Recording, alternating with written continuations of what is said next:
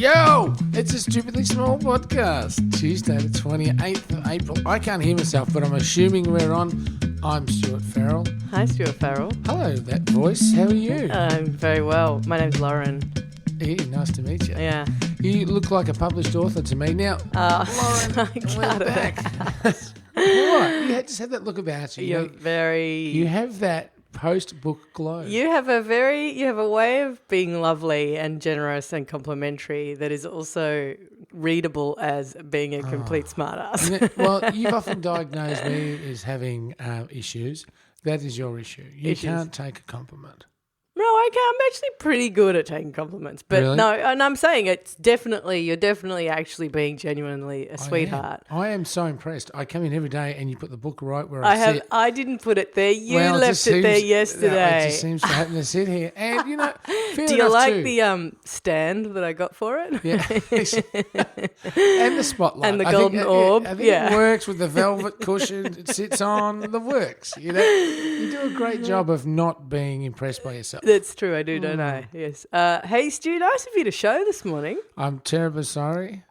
You're what? Does it sound that bad? I'm terribly sorry. Almost got that phrase out. Look, you know, there are times in life where you have to... What? Settle down, kids. Sit around the campfire. Listen to Papa Stu telling us. Put a log on because we've got a bit of time here.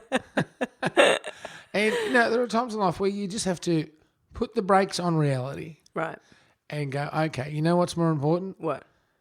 Farewelling. And the farewell and the long goodbye and the send-off are all important. And I'm not talking in a morbid Are we saying sense. goodbye? Or No, we're not. you got a little announcement to make? Goodbye, everybody. Well, I finally have decided to no, Lauren. As you know, I have a business called The Workers' Kitchen. You do. In fact, I ate there on the weekend. It was absolutely delicious. Hang on, just to pull back there. You ate there? I didn't want to say that because I didn't know if I was allowed to say what actually happened. Oh, you can say whatever you like. But what you can't say are lies. Okay. I texted Farrell and said, what I feel like more than anything else in the world is your cooking. Well, fair enough. You know. And I want to come down to the Workers' Club, but I can't, Workers' Kitchen, but I can't for logistical reasons. Could you possibly make up a massive, and I'm talking like, how many of us were there? 7? 6, maybe. Something. Servings. Could I please come and pick some up and get my own special takeaway service? Yeah, it was fine. And you did. Yeah. You put them in there. You packed a bag which had like stories in it, like levels. Like Well, it was like you a can't kind of stuff. Oh, Stuart, it was a work of art. I wanted to photograph it. And then I thought how much of a ridiculous. Well, it would have been appreciated for the But social media. it was absolutely extraordinary. I don't know what you put in your mashed potatoes, but holy mackerel, to use a phrase I've never used before. You know, it's like anything in life, Lauren. If you give it all of yourself. I wish people could see you. Your eyes are barely open. They weren't open. That's how barely they were. Yeah. If you give everything of yourself to anything, Yeah. surely it'll one day taste like mash. Anyway, I do apologise. I am a bit sketchy today because I've only been awake. I've only been at home for a couple of hours. We were farewelling our first ever employee. Loyal employee. Yeah, idiot he is. But he was the first. He was number one. Got to be one of your favourite idiots, though. Well, I'll tell you what you've got to be happy about, and he keeps telling us about it in the Workers' Kitchen. Yeah. In that he's been there for 2 months. Yeah. He was there on day 1. Yeah. He's been there 2 months, and now he gets 6 weeks holiday. If that is not a fair employer, he's off to Asia with his family. Yeah. And he gets 6 weeks holiday. This is how we roll. You know, don't worry about your penalty rates. Why? Because you won't get any. Yeah, exactly. Well, that's what I tell everybody. Don't worry about your penalty rates. They don't exist. So we're just warbling. So basically, what happened is, I got a text message at the agreed time we were going to meet saying, "I'm not at your house."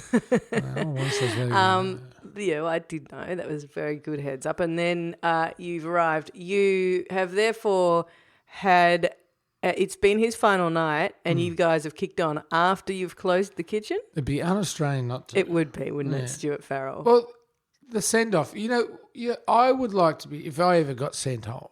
You would kill everybody who attempted to send you off. No, I'd like to be sent off without knowing about it. Yes. And also be alive. That is where, like that. What, so fly on the wall? No. So you get to see all your friends going, woohoo, yay, Stu, send off, hurrah. And you're in a booth in the side of the wall looking down at them all, having a nice Look at time. these fools. Is that it? No. I love a send-off that wasn't a send-off, but it became one. The living funeral to me is the greatest idea in history. That's what your surprise birthday was. Now that sucked. That was unthought through. And the person who we sent off last night was responsible for that. He sounds like an actually quite good friend. A dipstick. He organised you a surprise party, but it was drinks that then, people kind of wandered in and then all of a sudden there were lots of people there. We've spoken about this briefly before and I won't go into this one, Lauren, but you can't give someone a surprise party with a 4-hour lead-in of sitting in the pub, right, to continue the ruse. So when the first sober person arrives 4 hours after you've started, how long are you supposed to state your own party for beyond that? You need to clarify though what this ideal of yours is, because there is no blueprint that is going to satisfy you. Like there is no way you are going to enjoy a send off that's all about you. You see, there's the key, all about you, and yet you're there but you're not there. Well, what we did was just watch TV last night. Huh? What? What'd you say? Quite chirpy, because we started off this podcast this morning angry. I wasn't angry. I know you thought I was angry. Stu has Everyone had the their most arms crossed. extraordinary guilt complex. I do. So that if you ever feel like you're in the wrong, you start telling everyone else they're angry. Is that what it is? Oh, yeah, big time. Well, welcome to Christian Brothers Education. That's true. Our product of. And, Yeah. I was in that last sort of line where we got bashed by the Christian Brothers and, and told that we were no good. In fact, I was telling someone, was it you yesterday? Were you there? You are a classic. Why? What were you telling someone? Because you know how you tell stories every day, all day, every day. And you don't know who you're telling them to at times. Yes. But occasionally I wake up and I'm just talking to myself. But we had someone from the God Squad, that Christian motorbike gang. Oh, In fact, yeah. Can you call them a gang? I think they're more of a gathering. So the Christian motorbike gathering. Yeah. And he came to our school. Right. And we had a beautiful chapel. You, they knocked over this beautiful building and turned it into crap houses. Right. But this was for some reason they called it a quadrangle in the middle, but there was 5 bits to the quadrangle structure. Just means it's inside but it's outside, doesn't it? Oh, does it? So it's nothing to do with the quad. It probably is supposed to be, but yeah, no. Anyway, so this building had it was the most amazing. It had basements where we did photography. It had like a bell tower, and halfway up the bell tower had a library that was just with students had broken into and just thrown books out. There could have been amazing stuff in there, and we were too young to appreciate it. But it also had this amazing chapel in the middle of the suburbs, right? Yeah. In fact, it had handball courts, and the back of the handball courts, they had chickens in them.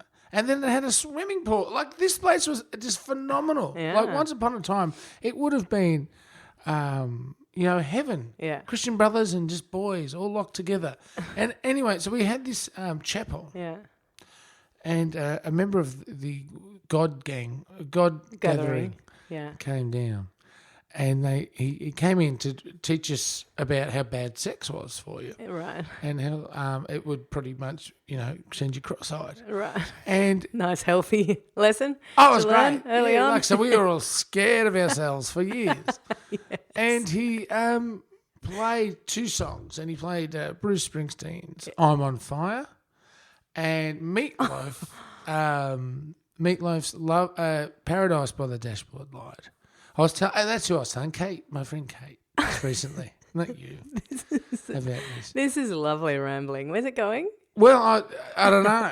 No, it's more about the guilt thing. And so he played, say, Meatloaf, Paradise by the Dashboard Light. We were fumbling around and we were having some fun. And then I was pregnant 9 months later or something. I can't remember how the song goes. And then he played Bruce Springsteen, I'm on fire. Hey, little girl, is your daddy home? Or did he go and leave you all alone? And he had these lyrics on a screen. Oh, wow. And he said, this is terrible. This is promoting something. I can't even remember what it was promoting. And that's probably where I get my guilt from. Wow. But that just sticks out. It's really appropriate that you are at the moment lying on a couch. Well, and I appreciate that. I love this microphone thing you've got hanging from the roof. Yeah, that's it. I'm taking these notes. And I appreciate you peeling grapes too. Yeah, no, that's good. That's good. Look, you're welcome anytime. Stupid. Farrell, you know how you love that sound? Dun, dun, dun, dun, dun, dun, dun, or however it goes. Well, we said no singing, Lauren. No, we didn't. You did, and you constantly sing. So that rule no longer applies. Anyway, you love that little sound, and you've robbed us of our extra one today because we've got to go. Well, you know, Lauren. Yes. There are times in life. Oh, here we go. Where everyone's still around the fire? Come back. Everybody. Yeah, Uncle's, they're all sneaking. I can see them just trying to creep out the room as I think I've dozed off with their drool coming out of my mouth. Come back. All of you. Uncle Stu's got one more life lesson for you, kids. Yeah. No, there are times in life where you can't get what you want. Yeah. You know, I must be honest. I'd love to know when that time's going to end. Does it end? Somebody call in and tell us. Yeah, please, on the SMS line. Because, you know, every day you hear of stuff where you just go, the world isn't Oh, now we're reaching this phase, the world isn't working the way it should. And there's, you know, idiots prosper. Is how idiots prosper. That's good. I heard something yesterday, and I just thought, you have got to be kidding me. If you have pulled the wool over this many people's eyes, maybe I'm the one that's in the wrong. Yeah, that's a good feeling, that one. Oh, it's great when you really think. You just completely go, oh, maybe I. Do you know, when I was a kid, I used to think, wouldn't it be good to be like, Superman. If you're a stupid person, wouldn't it be good to be a stupid person, because then you wouldn't know that you were stupid. Yeah, and you wouldn't be informed about the degree of your stupidity in context with everybody else, and you could just quietly get on with being stupid. Yeah, I mean, let's all be stupid.com. Well, that sort of can almost seem like an aloof perspective too, can't it? Like you're assuming that everyone else is wrong and you're right, or everyone else is stupid and you're not. But I mean, that's the case, obviously. But it's just more. I heard something yesterday, and I thought maybe I've just got it completely wrong. Yeah, well, maybe you do, but maybe you've just had a really big night. And who's the person we're saying goodbye to? Numbnuts. Numbnuts. Yeah. Thanks for playing Numbnuts. In fact, he's one of our bureau chiefs. This is this is the service. Yeah. That we give here at Stupidly Big. Yeah. If you're leaving the country. At what? Stupidly Small. Still living. If you're leaving the country, drop us a line. Oh, really? At Twitter. Really? At Facebook. PO Box 1436. But you have to have you going away at the Workers' Kitchen. Oh, you have to probably do a shift that night. 1436 Fitzroy Knox 3068. Yeah. And let us know when you're leaving, and we're going to send you off in style. Is that not the what? Is that a company waiting to be done? Send you off in style? Don't know, is it? Like if you're leaving to go away, it's more. But it's like Rent-A-Crowd. Yeah, but it sounds better, doesn't it? It's only Rent-A-Crowd. Yeah. I was going to say something else. I can't believe that's what came into my head. You are a little bit dangerous today. Watching the words come out of your mouth over there, I do occasionally just brace myself. No, it was. Perhaps not. Okay. Perhaps not. If you tried to censor yourself, let me do the honours. Oh, it was an old back of the toilet door thing. So doesn't sound terribly appropriate. It's not. It was ringer, and instead of renter. No, what? Yeah. I don't know what you're talking about, but it doesn't sound good. Hey, Stuart Farrell. It all sounds good to me. I hope today your recovery goes well. It's a long day ahead. I've got, in fact, a sad long day. Oh, sad long day.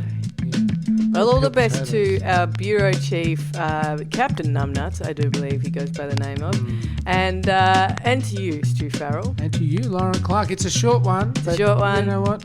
But isn't it a Deal. cracker? See you tomorrow.